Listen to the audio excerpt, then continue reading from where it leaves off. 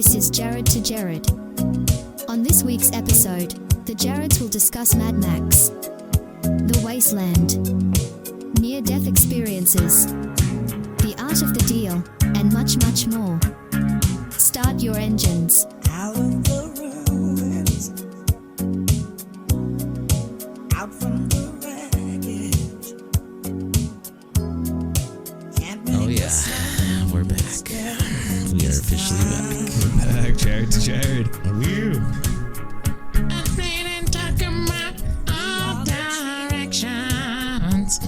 So today we're interviewing Tina Turner. We have her in the room with us. Auntie. What was her name? Auntie what? Anti-Entity. Yeah. Anti-Entity. Nice. Yeah, that's a cool name. So we just emerged from a very deep Mad Max hole. Yeah. Yeah, we watched pretty much all of them except for the newest one. Didn't watch the newest one. We're both really familiar with the first one, so we skipped that. But we watched Road Warrior, Beyond Thunderdome this morning, Fury Road last night. Yeah, Fury Road. Bro, so good. So good. So good. I love those movies. Favorite one so far. You haven't seen the new one. I've seen the new one. Yeah, I'm definitely gonna watch that once it's streaming, but I don't know. I liked Fury Road because it was so good, you know. It's like I don't want to like dismiss the original ones because they're the originals, you know, so it's just a different thing. Thunderdome sucked. You hated Thunderdome so much. I did so much. So much, bro. The first third. The first third was really, really good. But then after the Thunderdome, it just like it becomes a Steven Spielberg movie. Yeah. Like so out of bizarre. nowhere. It was weird. I wonder if they like consulted George Lucas and Steven Spielberg for the third act, second and third act. I mean, it was 1985. Like there are even scenes that looked like they were just ripping off Indiana Jones. There's a scene where Mad Max, like he's chasing one guy like around a corner, and then you see them running back the opposite direction, like being Mad Max now being chased by like 20 guys. That scene's been done in like that's every like Indiana Jones. Han Solo too. Yeah, Han Solo. Yeah, exactly. Yeah. They also have a bunch like the scene where there's a bunch of like village kids, like fantasy world setting. Exactly. So weird. Labyrinth almost. Like Paradise Lost, freaking Peter Pan-esque. Yeah. You know? Yeah, totally Peter Pan. The Ewoks. I was thinking the Ewoks, the Ewok movies. Exactly. And the symphony orchestra in the background. It's wild that, but Beyond Thunderdome is a kid movie. Yeah. It's a kid's movie. For the second 2/3. The second for the first third, no, it's not. Yeah, it has no idea what it is. But that's what I find interesting though, is the progression of Mad Max, because they were it seemed to me they were actually inventing a genre. Because the very first one is like super standard. It's pretty much just like a cops and bandit movie. Like a cop who loses his family trying to get revenge. Like that's it. Super basic. The aesthetic is just like, it's not that like hardcore, like steampunk Mad Max aesthetic yet. Like they're literally just biker dudes wearing leather jackets. That was it. Right. The second one, they become these like road warrior. They're all wearing these like BDSM leather costumes and shit, you know? Right. And then the third one, they get into this weird like Peter Pan fantasy realm with like the forest children, you know? Right. And then it's not until like Fury Road that it's like totally solid. This like, just like, I don't know, super intense, like heavy metal, hardcore, punk, kind of like black leather aesthetic, you know? Right. It's interesting because the first one is explained as like, you know, old cop in the near future attacked by biker gang. Yeah. That's and like action thriller with a lot of cool car scenes. Yeah. And I think that's what Mad Max is at its core. And George Miller, the new writer director, the first three Mad Maxes, they didn't know what they were. Yeah. George Miller knew what it was. It was fast-paced action, like dystopian car scenes. Exactly. Essentially, you know. Yeah. And really channeling in on that, on the politics, the questions of morality. Right. Which my favorite Mad Max is Road Warrior, the second one. Yeah, Road Warrior is good. Because to me, Road Warrior is a mixture, as is Furiosa. I think Furiosa might be my second favorite. It's fucking amazing. Nice. Because Fury Road's awesome, but there's like no storyline. It's essentially they're on the road the entire movie. It's freaking crazy. Yeah. I mean, it's awesome and it's cool to watch and it's a spectacle, but there's very little storyline. You do kind of get like close to the characters, but there's a lot of jumps. Like you're even saying that dude like leaves everything just for that chick. We'll get into incels, of course. This is Jared to Jared. We love talking about incels. Incel culture. But there's storyline right in Road Warrior and a healthy mixture of crazy road scenes. Yes. Yeah. Car chase scenes, questions of morality. Right. And that.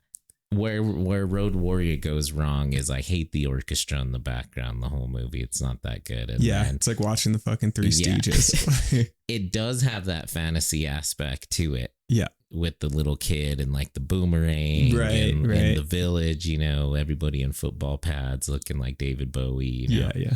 By the way, David Bowie should have been in all these movies. Yeah, he would have crushed it. He should have been Entity for sure. Though I like Tina Turner.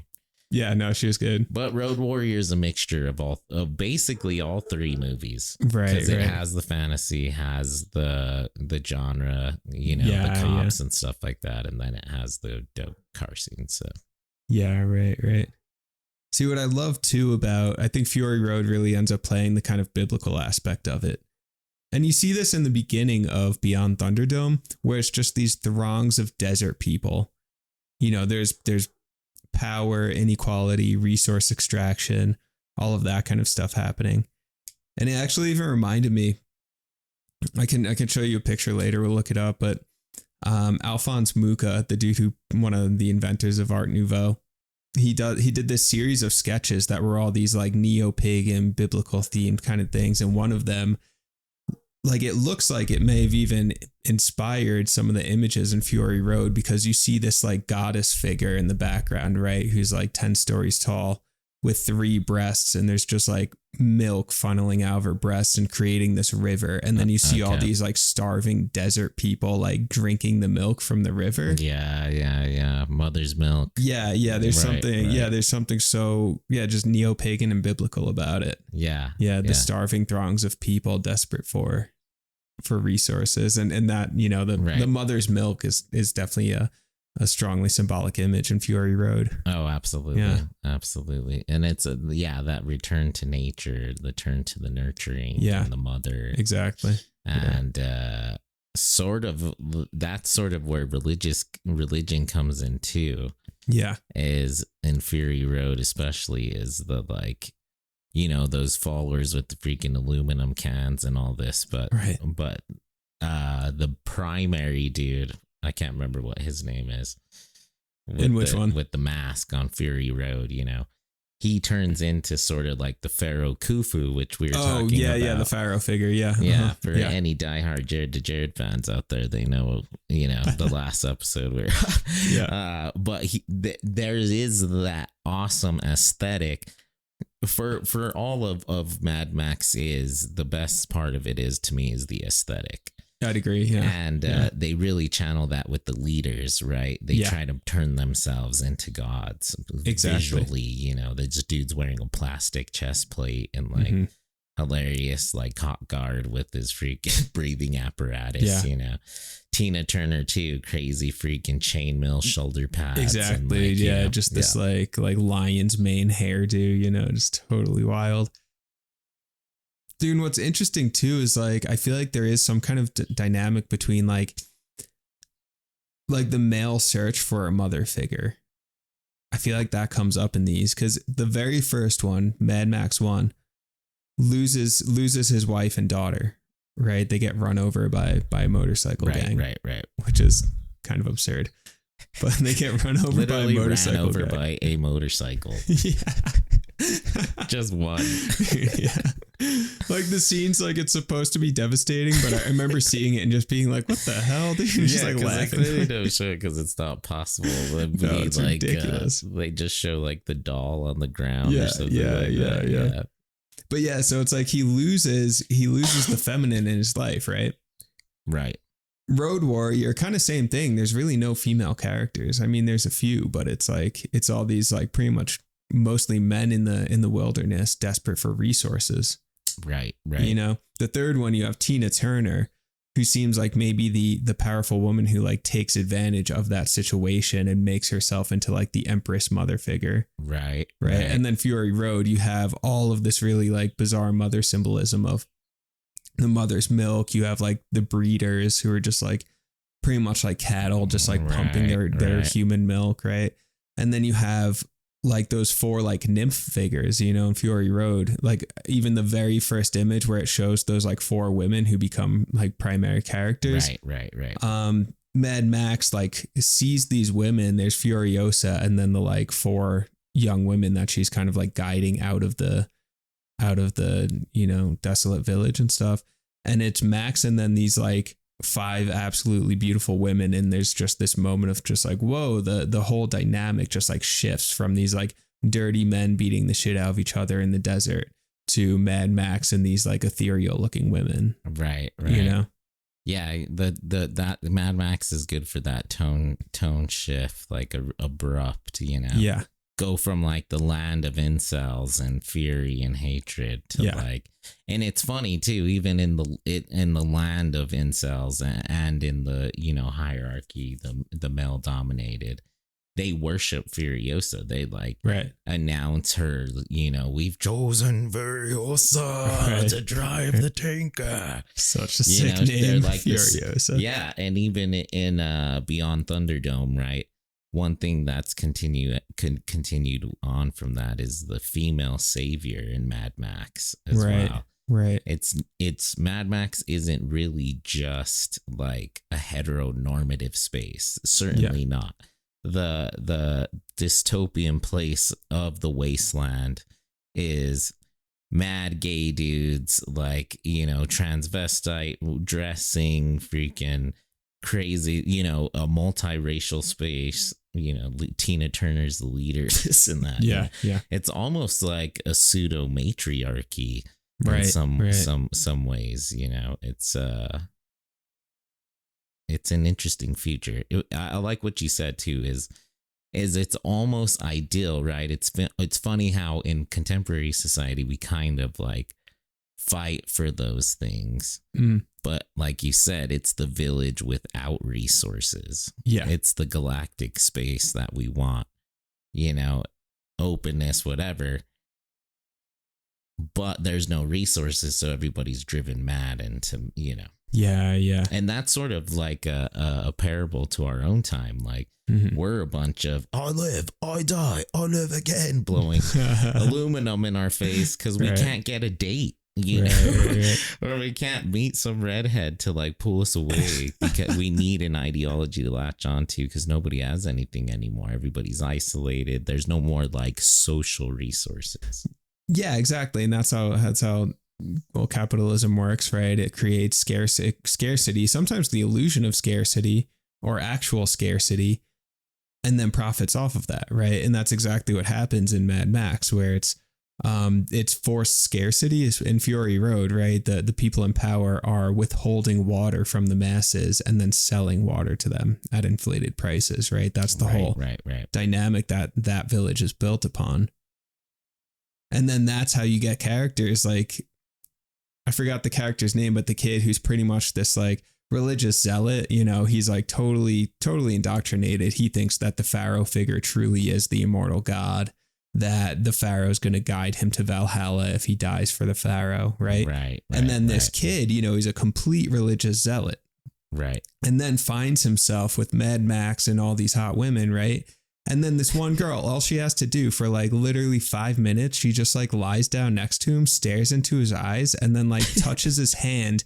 And then he's like, oh, I'm good. Like, what the fuck was I doing? I don't need to. Why was I so obsessed with this extremist religion? I don't need that. Right. But it's funny because it's like, that's actually how this stuff plays out. Like I read one theory once that there's so much religious extremism in the Middle East because it's a polygamous society. So one powerful man is getting like 10 women, right? And then there's actually kind of a scarcity of sexual resources, you know, in that sense, not to diminish someone to just sexual resource or something like that, but like, is to say all of these men, according to this theory in the Middle East, are just like losing their fucking minds and not getting laid. So then they join, you know, extremist religious groups, you know? Right. Yeah. It's the monastery gone wrong, gone mad. Yeah. You know? Yeah, exactly. The monastery was built to leave it, but nobody leaves it in the Mad Max world, you know? And it's fascinating because Fury Road came out in 2015, you know, and it seemed to predict a few things. I mean, even the like Pharaoh Khufu figure, the leader who's like on the inside his armor is actually this like emaciated, like tumor ridden, you know, just weak, terrifying figure. Right. But then puts on all this armor that makes him look godlike, you know? Right. Yeah, it's fascinating. You know, it's funny to think that might be the cure to a lot of, you know, people's depression and problems, is especially the like male epidemic in America, right? Yeah. What does he find out there? He's looking for something. He thinks he's going to die. We're constantly fed, you know, medical fear in our own society. Yeah. He's a religious zealot, alone, whatever, you know. He finds a positive male figure, Max. Yeah. A bunch of like really cool women. One of them he falls in love with, and the guy turns his life around. Yeah, like he immediately has a purpose, and he dies a hero. Yeah, exactly. Wow. And that's what he ultimately wanted, right? That character. Yeah.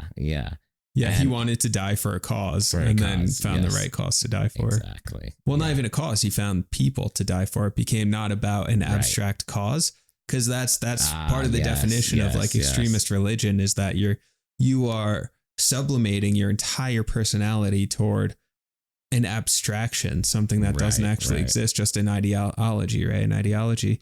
But then this character, he finds friends.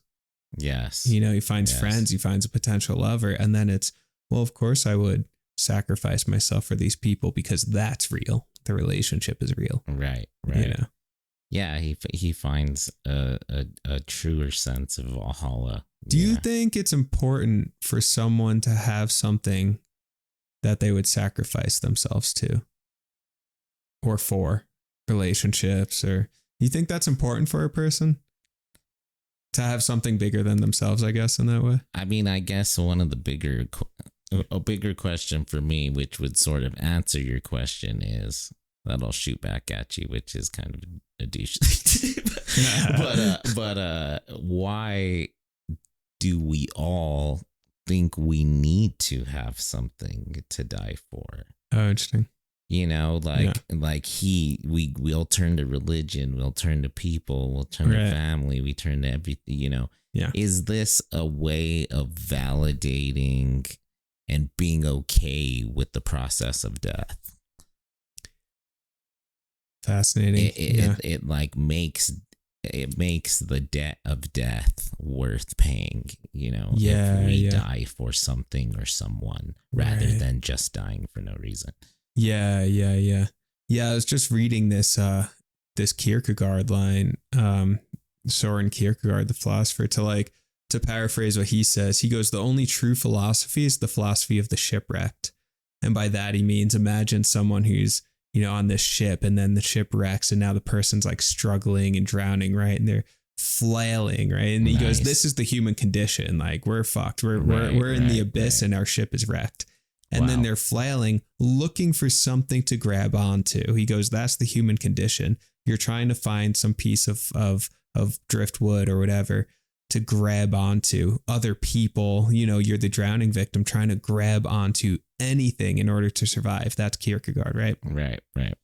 And then he says, that said, the only truly lived life is a life that is given fully to something, that is made into a kind of sacrifice. So rather than being the one who's grabbing onto everything around you, you kind of become this thing that others can grab onto. You become more self-contained, more self-centered. You're not the one freaking out in this abysmal situation, but you're actually learning to swim, and then maybe even grabbing others or allowing others to come with you or something like that, you know? Right. So he goes to sacrifice yourself in that situation. He goes, that makes life into art. Right. You know, so. Interesting. Yeah. Yeah, I do like that. I think that's what this hints back to our conversation about we're having about Sebastian Junger's new book. Yeah. The freaking In My Time of Dying. Yeah. You know. And yeah. It's about, like, we were talking about how you could, well, I guess Sebastian Junger was, how a lot of people have found like nirvana or peace or this really sense of change and know who you are simply due to a near-death experience. Right. And can that happen either A, without it, or can it be simulated, or something that can be just simply realized? You know? And it's only a lot of people, until they have an experience like that, that they can really start living, stop grasping for the things in the water, right? Exactly, and start learning how to swim, you know, and actually survive, even though chances are low, you know. You stop panicking about the small things and you start living your life, you know. Yeah, exactly. Yeah. Or to put that in, same thing essentially, but to put in like more Buddhist terms, it'd be like, rather than grasping for things as you're struggling in this abyss or this ocean, you pause and you breathe and you realize you are the ocean. You are the abyss. There's no separation. There is no you to save. There's no you to die. You're just totally one with it. You know, which is intellectually doesn't quite make sense, you know, but near-death experiences and things like that, where it's, you surrender the self, you surrender the idea that there's something to protect, and you say, well, I'm going to die anyway. That's just part of life, and that's 100% inevitable. So I'm going to surrender myself to the life flow, and not live from a place of fear, but live from a place of just being in it, you know. Hey, we're here. I'm going to die. All right, fine. But keep going. You know? See, and that's the piece to me in Mad Max. Yeah. Is you get to the space on Maslow's pyramid where, you know, me and Grid just be there eating dog food, all happy, you know. You get to a place of survival. So a lot of these other, you know, menial things like temperature, you know, not owning the new cool truck on Carvana or whatever the case may be, you know, Max isn't too concerned about like not having a cool girlfriend right now, you know, that he can go play Topgolf with. Topgolf doesn't exist. Dude's just driving out there, freedom, you know, meeting some cool people, and hey, you know. And Mad Max has also had so many near-death experiences. That dude's that's true. He's so free, bro. He's so free. Yeah, he might be. Yeah, he's Buddha himself. Yeah, dude. Mad Max is essentially the Buddha. Just like totally free. And it's crazy that there's ways you can get to that state of consciousness. Okay, near-death experience, spending an entire lifetime meditating, perhaps doing drugs, perhaps. Even in a relationship, like, you know, I felt like a very just crazy, you know, vibration of tones between like you know, dating, whatever, you know, baby mama or whatever, just like very close to these people, you know. So like, I think there's ways to, so much so that I was in a state of mind where I wanted to change and did make changes. You know what I mean? Yeah, exactly. Sort of like a near death where I realized that all these stupid things I was worrying about actually didn't matter. And what really mattered was fundamental A, B, C. Yeah, exactly. Well said. And I feel like so much of our highest moments in life, or when we're at our best or most enjoyable or whatever it is when we do surrender ourselves. And surrendering ourselves, like in our brains, looks like increased neuroplasticity, right? Like brain fluidity just increases, right? And then you're just more loose, you're more open, And then those neural connections are actually more impressionable. And then you can shift them and change them or prune different parts of your brain that aren't necessary anymore. Old habit patterns, old thought patterns that aren't useful for you anymore, that kind of thing. Right. So you're right. I mean, like, what increases neuroplasticity, which is to say what increases your experience of surrendering yourself? Sex, not just any sex though, like Right, not right, you know, right, not just right. you know, right situation, right person, all that kind of stuff. Meditative practices, breathing practices, drug practices when done, you know, with intention and all that sort of stuff. Right. Surrendering yourself to a goal, to an art, to protecting a person, all sorts of stuff like that. You know, that's when people are at their best, I think, is moments of let go and surrender, you know, which does have the effect of kind of like shrinking the self who's going to die anyway. So that's why the near death experience is like the most amplified version of that self surrender, because it's the death of the self. Yeah. And then you come back and you realize that the self was an illusion anyway. And then thus becoming this sort of like body float for others to be able to, you know. Exactly. And not to have like the savior complex. And no, not in a savior complex and also, way. trust me, folks, don't mean to do this, but it didn't take long. Let's get to Jesus, right? Didn't take long. It did take long. In the post-apocalyptic Jesus world. But a lot about like, you know, the Christian thought too, mythos is just what you're saying is that giving up of yourself even for others, right? A lot of that sort of like washing the feet of whatever, you know. And it what it is it's giving up of the self ego. It's letting go. It's you know, it's a near death experience because you're killing the self and no longer saying every single day being, oh, I'm depressed. You know, woe is me. Nobody loves me. Or how am I going to survive? I'm so scared. This is bullshit. You know? My Yeah. generation. It's this. It's that. It's Tinder. It's this. Well, maybe not. You know what I mean? Yeah. Maybe it's you complaining all the time and just you know, sort of like we were saying, being self-piteous can be very self-indulgent. Dude, exactly. And that's like, honestly, that's been my biggest takeaway from doing all the meditation the past few months at the Zen Center. I have like a top few, but like one of the main ones is just like realizing how attached I've been to self-pity and how much I like it. You know, it's like, you know, sitting there being like, oh man, this sucks. Life's so hard. I can't believe this has happened to me. All that. And it's like, oh wait, you actually really get off on that. It's like that because that's like such a big ego trip. It's like, look at me at the center of the universe, like all this stuff happening to me, you know. Wow. Right. You like, we love it, you know. And then it turns into this weird like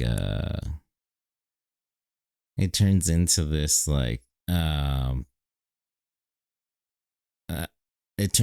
a way to like project onto others. So all of a sudden what happens is when 1 + 1 = 2. So if self-pity plus it's everybody's fault equals you hating the village and the village hating you. Exactly. You know, and it's really was never the start, the village's problem. It was this source of self-pity, this cycle. Exactly. That led you to start hating people and them, you know, thus your relationships start getting worse and bad. Yeah. Then all of a sudden you hate all men or you hate all women or blah, blah, blah, you know. Because they're the enemy or this and that, you know, because they hurt me and they hurt you. And it's always they hurt me and they did this and that. When really it's, hey, you know. And then you're in a self-made prison at that point, right? Right. You know, and that's not to say, just to clarify, like you know, okay, I've realized like how much I'm attached to self-pity, how much I actually enjoy it. That's not to say the next step is like, well, shove it down or just ignore it or something like that, repress it. Yeah. It's like, no, it's literally like brain patterns. It's like brain patterns that after years and years and years of like, it's like walking a imagine there's like a fresh field of snow, right? Like 2 feet of snow. And it's just like so pristine and fresh, right?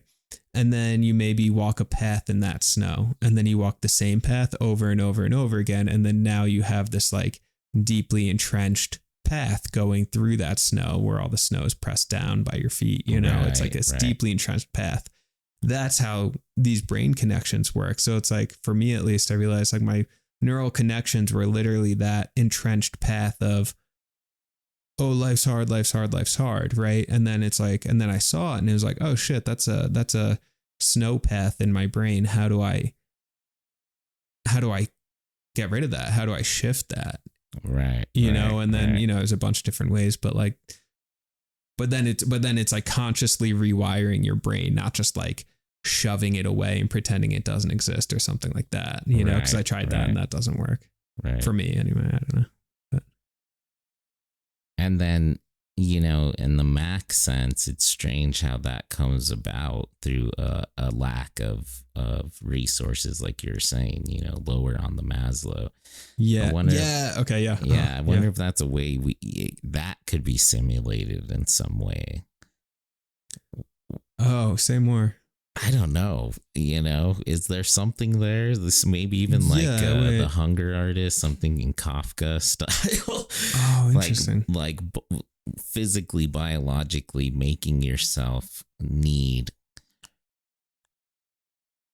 you know, and then thereby proxy, you'll stop caring about the menial things at the top of the pyramid. Oh, I see. Yeah, I see what you're saying. Oh, okay. So it's like, okay, if we are like an over comfortable, over pampered society where it's like, you know, it's like, I'm going to get so upset because like, I don't know, they didn't have the strawberry ice cream and I had to eat vanilla ice cream or something. It's like, well, go have an experience for like at least a month where you're starving and you're gonna drop that pretty quickly. Okay, you know? So let's get to that. Your gratitude's gonna increase. That show alone, right? Oh, so cool. This is what happens. They essentially have like a near-death experience because you get so hungry. Yeah. Like even the guys that are and girls, whatever, whoever, the contestants that are good at fishing and foraging and stuff. Yeah. They still lose 30, 40 pounds. Sure. You can't just eat fish. Like your body, it's very weird, you know, it's just like, it doesn't work that way. And then there's not a lot of it, even when there is. And all these people, you know, 90% of them, and I was telling Khalila this one time, they all revert back to the mom. It's crazy. Back to to the mother. Mad Max Fury Road. Yeah.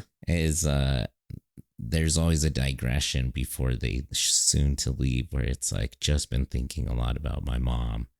Wow. Yeah. And like my relationship with her, and like there's this, they always have a story usually between them, or like a conflict that recently happened and how much they wanted to resolve that. And like, it's always a return to the mother. Yeah. In this dystopian place, you know. Right. Which is a return to unity, right? I mean, literally being part of another individual's body, spawning from that body, you know. Right. The mother's milk. Yeah. Wow, that's fascinating. Yeah, there's so much there too. I think it was in saving. That's kind of a way to simulate, right? Right. Hey, if you're an asshole and we're like, you're just constantly depressed, this and that. Hey, maybe one of the ways to do it is go camping for like 47 days. You'll come back a different person. Yeah. You'll like being alone that long. And this is sort of the silence thing, right? Yeah.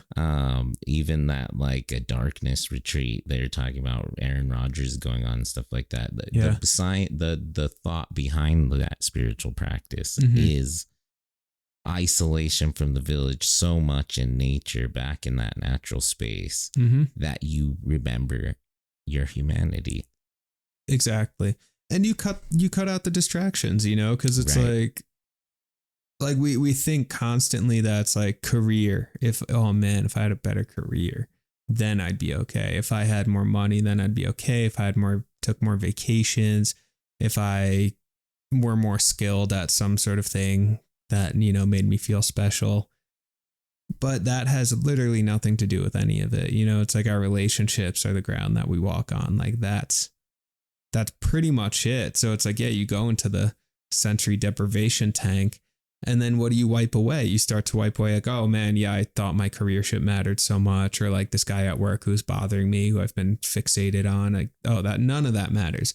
And then you whittle it away and dial it back until you get to a point where it's just like, oh, my mom, oh, my dad, you know, oh my, oh me, oh fuck, you know. Yeah, and then it's your relationships. Like, I think of it as like concentric circles, right? Where it's like, first and foremost is your relationship to yourself. You know, what's your inner alignment? The next circle is relationship to your primary relationships. You know, the people who shaped your relationship to relationship itself. Mom, dad, siblings, right? Nice. Boom. I like that. Yeah. Right. Third circle, extend a little further out, you know, cousins, aunts, uncles, close friends, you know, stuff like that. Fourth, large community at large. Right. Fifth, professors, nation. Doctors, yeah, exactly. Whatever, yeah. Fifth, you know, nation, and sixth, the world, you know, kind of keep expanding out. But I think that's what it is. So when you go into this like sensory deprivation tank, you're just like, you're going back to that central circle. Right. You know? Right. And then that's where you can start to get clear on some things, maybe. Right. Yeah. And it's a place where you don't necessarily want to stay. It's a place of rebirth. Right. As to, you know, interesting, yeah.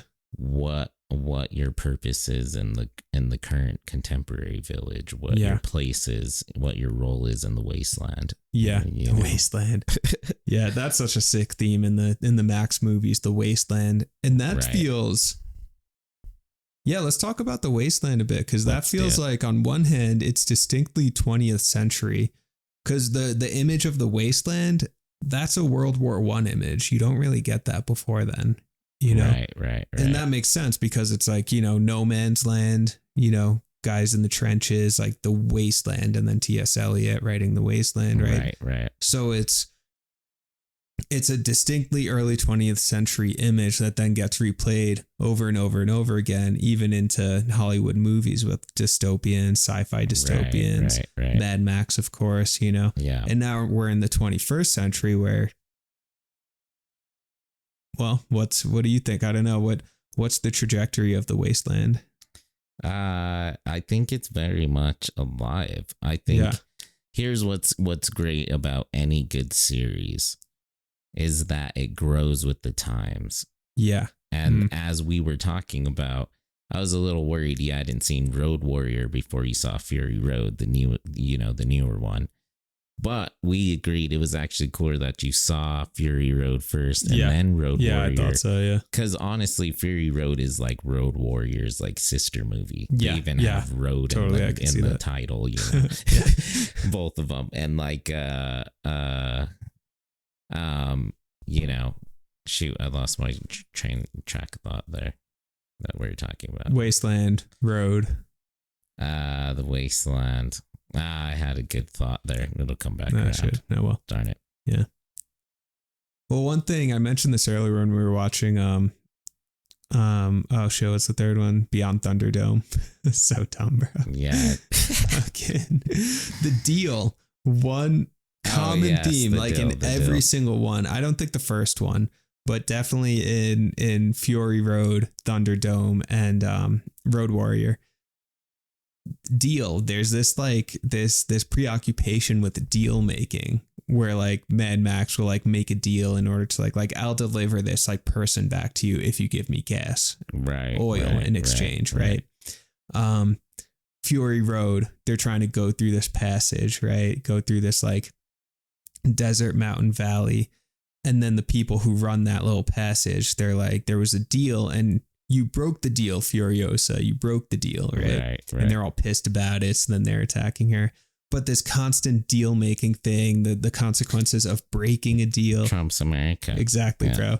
And I think the deal is something that happens, the art of the deal, baby. It only, or it happens at its in its most significant way in the wasteland. Because you don't have to make deals when there's a surplus of resources. because everyone has what they need. So what the hell am I going to, what's the deal? You know, like I don't need to make a deal with you. But when there's resource scarcity, yes, forced or legitimate, deal making becomes so fucking crucial. Right. And that brings us to the art of the deal. Right. Donald J. Trump for president 2024. The Wasteland's a very good place.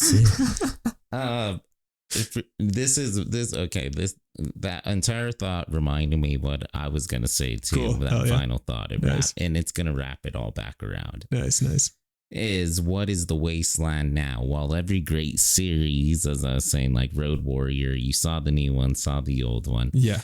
Is we commented on how great the progression was of the aesthetic.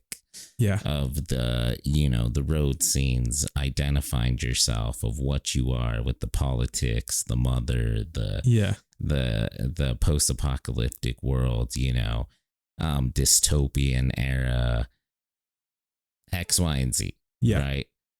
And Mad Max has done that. And so because the Wasteland, we're closer to it. Yeah. We're as close to it as we've ever been. You know? Yeah. Right. God told me, he said, I'm going to hell. Be there in about 15 minutes. I don't know what to make about that, you know. Because that's the thing. The world, we'll be at the Wasteland, be there in about 15 minutes, you know. Yeah. I think it's progressing with society. It's certainly not going away. Yeah. That's why the Mad Max series, the new ones, were so successful.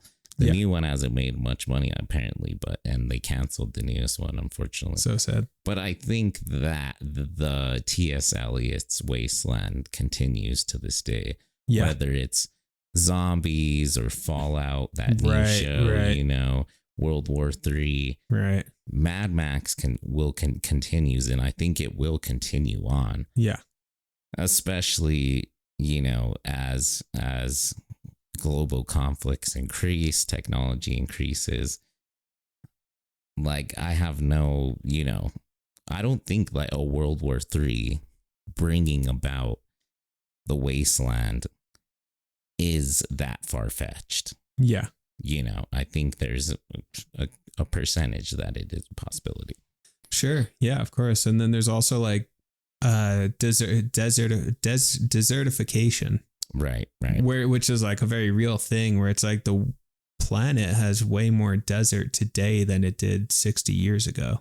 Right. You know, because of deforestation, because of like climate change and places getting less water and all that sort of stuff. So there's actually like the Sahara Desert's fucking like twice the size or something, maybe even more than it was 60 years ago. Right. So it's a real thing, you know. I mean, so we're not quite at the point where we're all riding these like crazy desert bikes, freaking shooting harpoons at each other and stuff like that. Unfortunately, we're not there yet. Yeah. But the landscape for that kind of experience is growing, expanding. It is funny to think, though, right? You're like, you know, some Karen in Las Vegas, Nevada. You go to the Luxor buffet. Yeah. You're so mad that the eggs Benedict are cold in the tray. Yeah, exactly. You know, the light's not on, whatever. Blah, blah. Yeah. Freaking Max is there eating Dinty's dog food with freaking Little Grid, you know. And the pilot is like super happy to like clean up after both of them, you know, and the dog food. Yeah. Nobody's worried about the buffet, you know. No. Like the worries, but what they are worried about is pretty like drastic though. Yeah. No water, no gasoline. Yeah. And, you know, crazed, half naked, ripped guys. Yeah. On motorcycles trying to rape and kill you. Yeah, wearing leather assless chaps. Dude, it's so funny. Just that whole aesthetic too. Like, I'm assuming like the costume designer or the writers or something, especially for Road Warrior, had to have been like in like the, you know, the Velvet Underground, like, you know, the underground sex scene of like, you know, gay New York or something in the 70s. Like, had to have been. Yeah. Right? Because even in Road Warrior, like a lot of the characters are literally the cop from the Village People, the YMCA. Dude, yeah. The Village People. YMCA. It's funny they're called the Village People. I know, right? That was funny.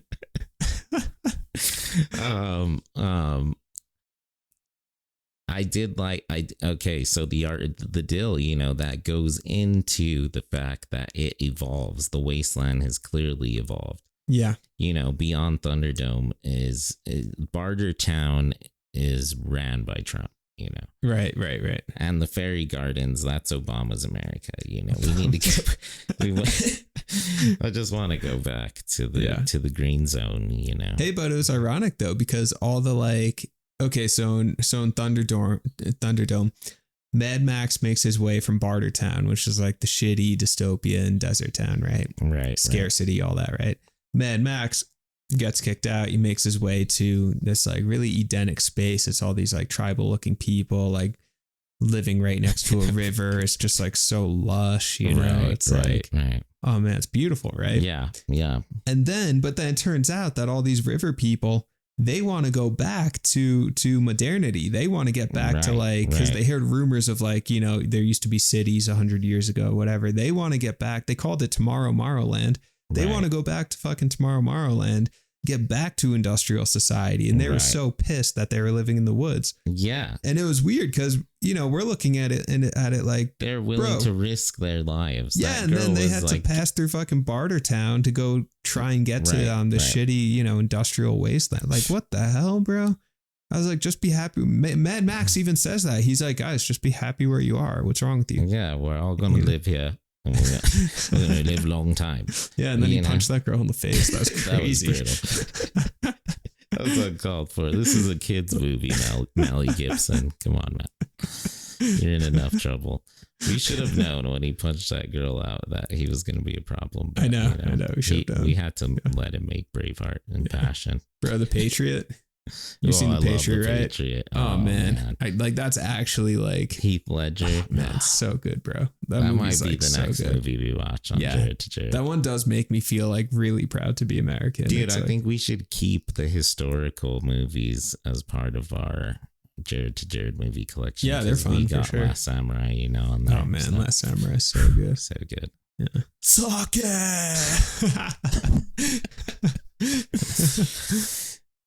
And then it's wild because in Road Warrior and in the newest one, Furiosa, they really get into the Gas City or Bullet City and Gas Town. Yeah. Yeah. And in Road Warrior, freaking the Bullet City guy, so awesome, goes blind. He's just like shooting his guns in his tank in the dust storm. Yeah. Fury Road. Awesome. Yeah.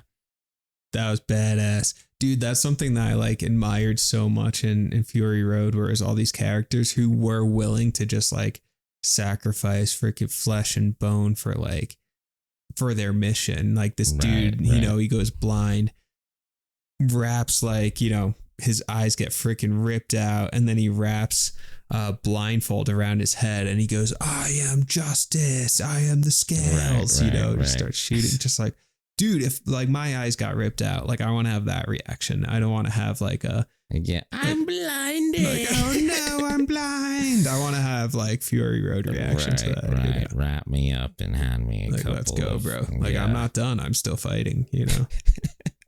Oh man. That's part of like the Zen tradition too. And see, it's all about overcoming the fear of death. Cause like you have all these old Zen stories about these like ancient masters and stuff who would find themselves in like crazy situations, but then they just like lean into it because they're just like, I'm not scared. Like I already experienced death, so I'm not scared of dying. So they just like find themselves in weird situations and just lean into it and just like, they're just like, all right, we're here. Let's go all in, you know? Here's what's crazy is no matter the amount of resources or technology, it seems that the male complex remains the same. And that's that, you know, once your resources are taken care of, well, all you know, looking for is, you know, a redhead in the desert or like something to hold on to and like, you know, freaking, I live, I die, I live again. Freaking spray some aluminum in your mouth and Dude, that go part for was it. so funny. How they're all like doing freaking like PCP or something, just spraying like silver spray paint in their mouths. So crazy. Yeah. And that's like a huge part of dystopias too. Even take like Fight Club. That's the premise of that movie, is like trying to find a purpose in the contemporary society that has no village anymore. Right. Yeah. You know, or there is no dystopia. That's the thing with dystopia too, is you always find a village. You always find a family, a woman, a cool friend who flies a helicopter. You meet a cool kid that likes chucks boomerangs, and like, you know, everybody thinks you're really cool and wants you to drive the big truck. Yeah. It's the chosen family, right? It's kind of the archetypal theme there. But it's like, yeah, in that famous speech from Fight Club, where was it Brad Pitt in that, right? Right. Yeah, Brad Pitt's character, the like Fight Club dude, he gives this speech to all the like Fight Club guys where he's like past generations, they had their wars to go fight, you know, they had their missions, they had their monsters to go slay, essentially, you know, they had to go kill Hitler, or they had some kind of mission, you know, like they had a dragon to go slay. And then in modernity, it's just like, we're well fed and we're the overly domesticated man, you know, that's kind of the issue there. Yeah. Which is like, I think we like to have our missions. Like, even when I am doing those Zen retreats, which are grueling, dude, they're not fun really. Like, they're pretty grueling. But then there is this like side of me, at least, I don't know if it's just masochism, but there's this side of me that's like kind of like enjoys that. That's just like let me see how far I can like push myself, kind of, you know? Right. Like I've heard of people going into those things and not sleeping for 7 days straight so they could just like freaking meditate the entire time just to see what happens, which that's too far. That actually doesn't like actually end up being helpful. But that thing there of just like, I think the urge to want to push yourself at something is real, you know, and important too. Well, that's why a lot of soldiers miss the war, you know, miss the military and want to go back to that brotherhood, that village, camaraderie, team effort, all that back kind of to stuff. Sebastian Younger's thoughts too on it too, you know. Yeah. Back to the tribe. Right. Because without it, you come back to a society of like video games, getting ghosted on Tinder or not hooking up, and then ghosted, and then whatever the hell. It's just a very bizarre society. Like, it's like the modern malaise, right? Right. You know, and everyone feels it, you know, not to be too like, I don't know, broody about it or something, but just like, I mean, there's this sense of like in modern society, just like, why are we doing this? Like, what's the point? What are we building? What is this? You know? Right. And there's no longer like a male hero or you know, even, you know, no heroes despite gender. Right. Everybody just is. We're all kind of like flabby or something, like, you know? It's just kind of like, And then that's why you get like, I think we're also a society, like what's the main crux of our society? I think it's just pleasure seeking, right? It's like, that's our main purpose, because it's like most of us, we're not like building some kind of like, we're not building up a society together. We're not, you know, going off to like slay the monsters. We're not going off to like discover new lands or something like that, whatever it might be. We're not even going on like a hunting trip to like provide food for everyone. Like, what we're doing is literally just seeking dopamine rushes over and over and over again, you know, and feeling bad for ourselves, which is a dopamine rush. Yeah. Because to compensate for the depressive thought, you have to release dopamine in your brain. Oh, interesting. So you just keep making yourself depressed because you're addicted. Oh. Is that real? You know, it sounds good. I'm not sure. It sounds good. But it seems like it makes sense, you know? Like, is depression, like, is there an addictive cycle to depression? Yeah. I mean, that would make a lot of sense, actually, where you get addicted to the depression itself or something like that. Exactly. Yeah. I mean, people could get addicted to pain. I think it is science. Remember when we were talking about, I told you about that scientific study I had read. Yeah. It was months ago where last year where when we create problems, when we solve problems, you get a massive dopamine rush. Yeah. So when you create problems, you create them to get dopamine rush, so that could be not just actual problems, but problems in your brain, like self-pity and stuff like that. Yeah. Because in exchange, you get a dopamine rush. So you're, like crackhead for it. Interesting. And there's that cycle of self-pity. Oh, she hurt me, or they did this, or I never did that. I should have moved to freaking Los Angeles. Right. And then all of a sudden, so sad. And then 20 minutes later, an hour later, your brain like releases dopamine. Right. And then for 30 minutes, an hour, you want to like, cool, I'm going to go for a walk or clean my kitchen. Right. Things are actually really good. Yeah. Dude, I love that. And I then love that back idea. into it, back and forth roller coaster. Yeah. No, I love that idea, just to like kind of repeat them, just because it helps me like understand it, remember it. But it's like, one, that just the bigger the problem, the bigger the dopamine rush. So to create problems, not just external, but internal too. Right. Yeah. And then try and like solve it. And then also those cycles, because it's like, how often, do people have like really negative life experiences, just like their day-to-day life is not great, but then they have that like, one day out of every like 7 days, one day is like, oh, that was a pretty good day, and then and then that actually has the impact of keeping someone in that life situation. I mean, that's like domestic abuse cycles where it's like, oh, well, it's been really, really, really bad for like 5 years, but like you got me flowers like, 6 months ago. Rewarded. So, I guess that's okay. He was really nice to me afterwards and said sorry and cried. Yeah. And like told me how much he needed me or she needed me. Right. Exactly. So then it's like,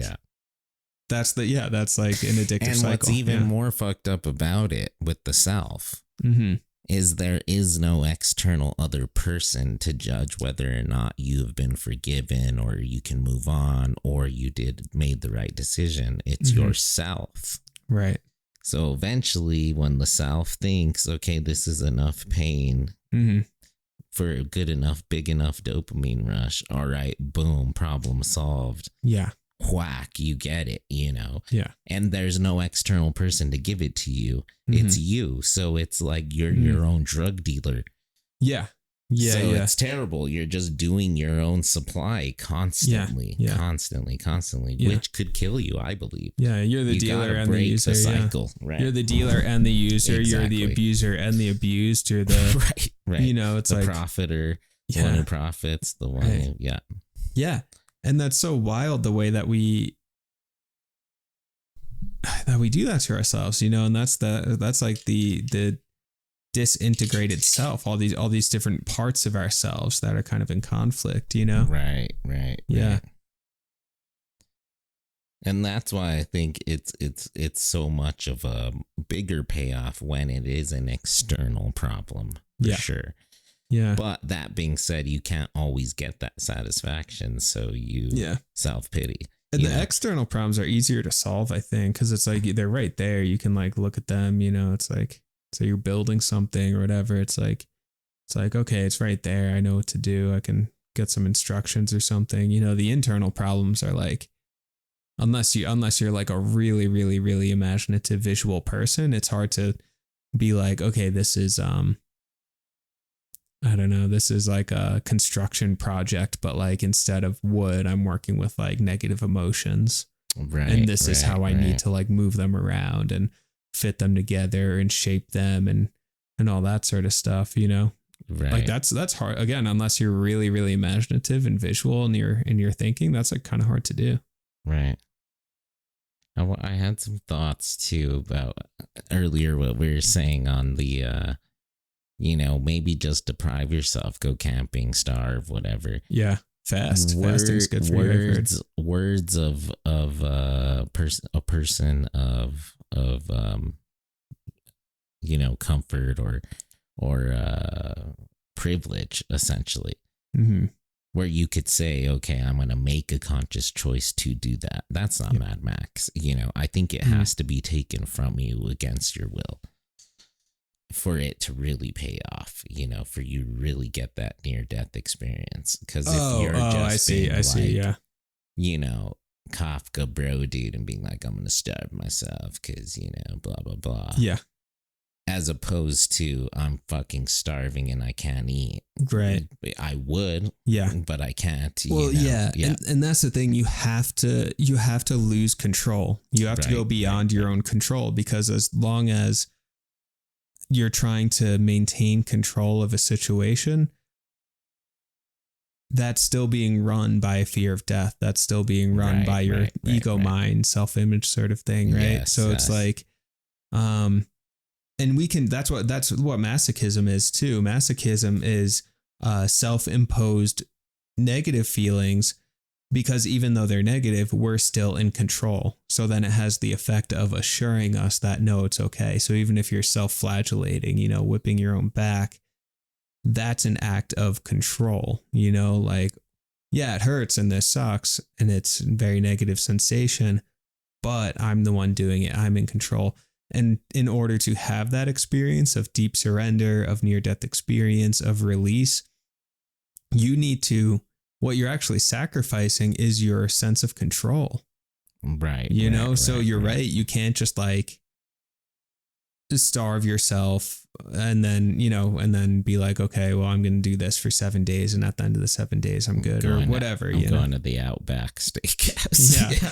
You'll still learn. You'll still definitely learn some stuff along the way, but you're not going to reach that point. And that's even part of like the meditation practices, like when they talk about like an enlightenment experience, what that is that loss of actual control, where you get so absorbed in the meditation practice that sense of control just sort of like, you have to go beyond yourself, kind of. You have to go beyond that sense of control. This equals also with the drugs, the practice like ketamines or whatever, DMTs. You're not in control when you're on fucking DMT. Control. And likewise with other things like love, for instance. Somebody breaks up with you or whatever, you can't force somebody to love you. You lose control completely. Exactly, and it brings you, it's actually called the death simulator. Remember that this article? Is cool. Yeah. Uh-huh. That, hooked up people who recently got divorced or whatever to like CAT scans, and the same electrons and fluids in their brains are firing off as people who just found out that they were terminally ill. Yeah. So it simulated death. That's so wild. Yeah. And it fucking hurts. It's like I'm going through some like romantic heartbreak, and it's like, and on one hand, it sucks, it hurts. On the other hand, I do actually recognize the kind of death simulator thing, and do recognize the way in which it's like, why does it hurt? And it's like, well, it hurts because I'm holding on.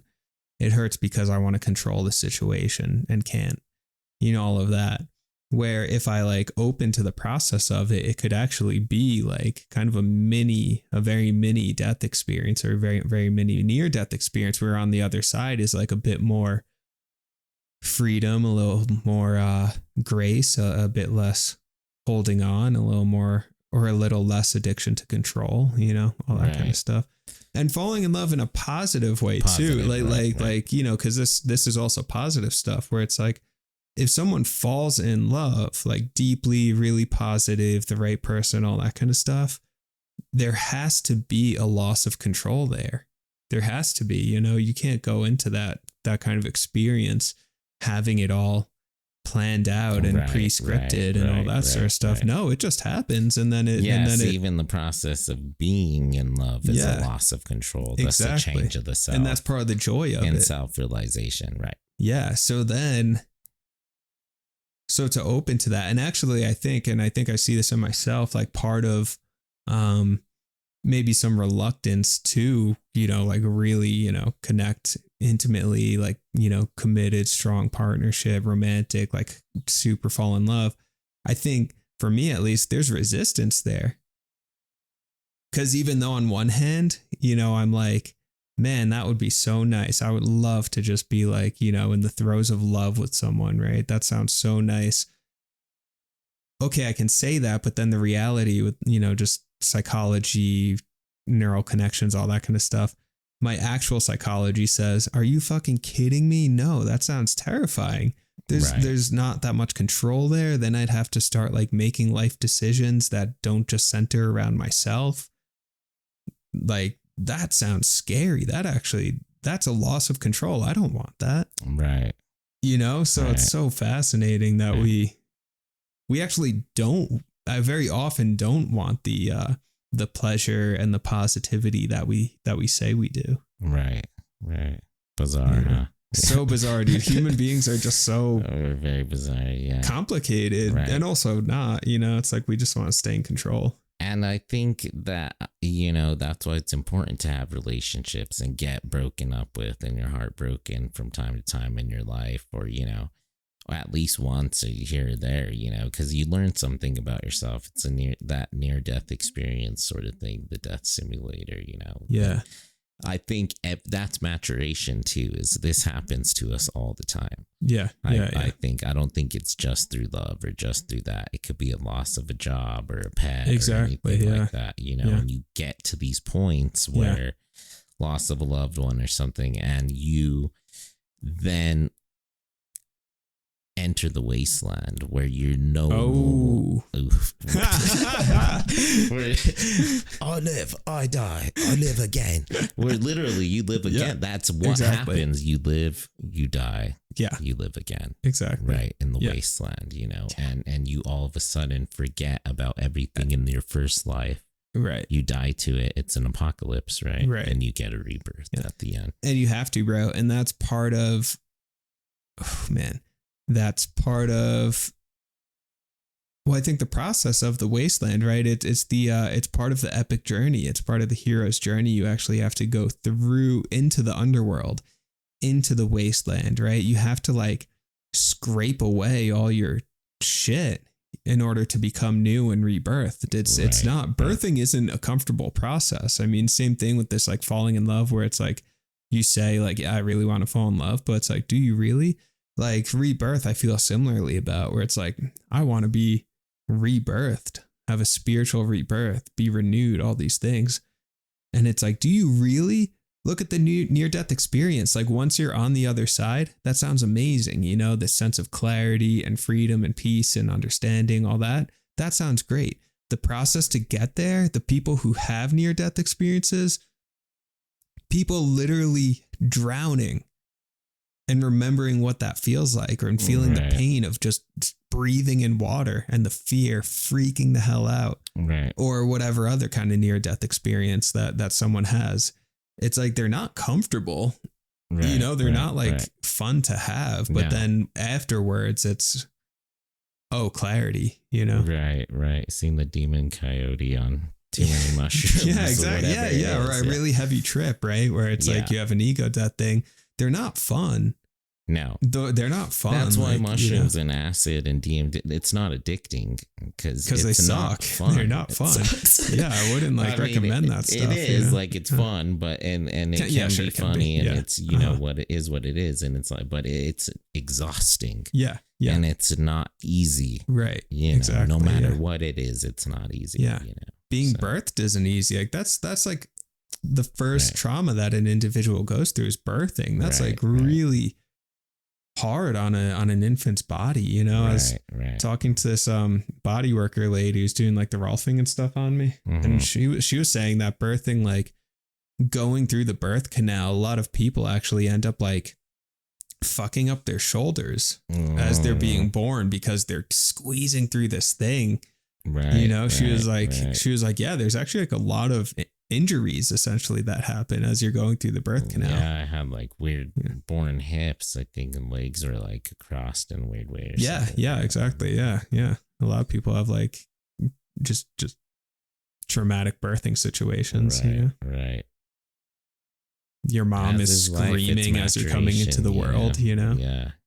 But I don't think that you need to have a near-death experience. I don't think that you have to meditate for 20 years. I don't think that you have to have a divorce. Right. Or, lose your dream job or whatever the case may be to realize that there's beauty in your life. Yeah. To realize that the lawn you live in, the grass that surrounds you is very similar and has just as much potential as the next, right. If not more. And, try to find some happiness out there in the wasteland. Still try to find the garden, the green place, And that's the thing, bro, because it's like, you're right. But I don't know if I've met anyone who has had that level of just like gratitude and enjoyment without having gone through some shit first.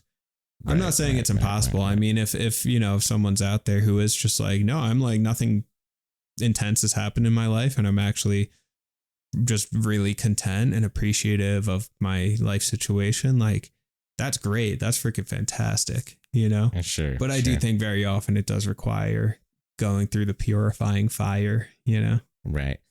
Well, I guess what I'm saying is it doesn't have to be so drastic per se. Right. I think you can still find these self-discoveries throughout life if you're aware of them. Yeah. Being a life student, right? Yeah, absolutely. Always constantly learning from small lessons, social interactions, relationships, whatever it may be. Yeah. And traveling, trying to live your life to the fullest, because that's really what we're trying to ultimately do before we die, and trying to take the most advantage of it, without wasting time in the wasteland, is trying to find, some sort of peace that's going to last us throughout it all, for the majority of the time. And I think a lot of those, you just got to be aware of it. Now, that being said, I say that because life is the wasteland. It's harsh. Yeah. Everything is harsh. Nobody has a free pass. Yeah. Whether it's you're broke as fuck, you're hungry, you don't have a car, you do have a car, or you have a car, job in this, but your partner's cheating on you, or you don't have a partner. And like you're saying, you're rich, you win the lottery, you go buy a mansion in Hawaii, and then you're alone in this mansion and you don't know anybody. Like, I think life is a series of, hordes chasing you on the Fury Road. And it's just a matter of passing that line, in the desert. That's right. Yeah. So to Valhalla we go. Yeah. Yeah, exactly. Yeah, and I guess it's always, that's been like a tough thing to accept, like that life is just always messy in one way or another. It's just, that's the nature of it. It's never going to be right. It's never going to be perfect at all, ever, regardless of the situation. It can be better and worse, but it'll never be, right. And I think there's two ways to take that path. And Mad Max also franchise hits on this a lot, is the moral conundrum. Is when you're at this place in the wasteland, Bullet City, whatever the case, what side of the moral fence are you going to land on? You be with the helicopter guy, and David Bowie over there? Or are you going to be hanging out with, hockey face mask with, chain link suspenders on? Yeah. The choice is yours. Yeah. But we got to decide. There's two roads. Are you going to go down the road of self-pity, right? Dopamine hits of depression and anxiety? Or are you going to go down the road of, I'm learning from my many little near-death experiences every day, get closer to it, and try to find that Zen garden, the samurai village? Yeah, exactly. Yeah, a small measure of peace we all seek, few of us ever find. Yeah. By the way, I just looked it up. It actually was David Bowie in Beyond Thunderdome. He was actually dressed as Tina Turner, playing Anti-Entity. So he got canceled there. Yeah, it actually was David Bowie in blackface. chance.